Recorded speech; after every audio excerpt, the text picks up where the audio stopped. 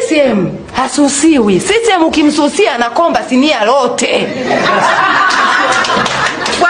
Kwa kifupi najivua hiyo nafasi yangu ya ukatibu wa kamati ya mafunzo kanda ya Victoria, na najiondoa rasmi leo Chadema kwa sababu sioni dira, sioni mwelekeo, sioni future, sioni hao wa Tanzania kwenda kupambana ukinukisha kuzuia uchaguzi. Hata na mimi sio mama yangu pia.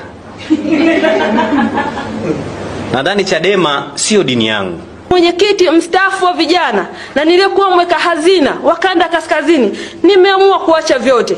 Nimeamua kuachana na cheo nilichokuwa nacho na kuweza kusimama kutetea wananchi pasipokuwa na chama. Kwa sasa naituliza akili yangu, naondoka Chadema kwa maumivu makubwa, sadaka ya miaka 21 mchana na usiku, nikiwa nimepoteza kila kitu kwa ajili ya hiki chama.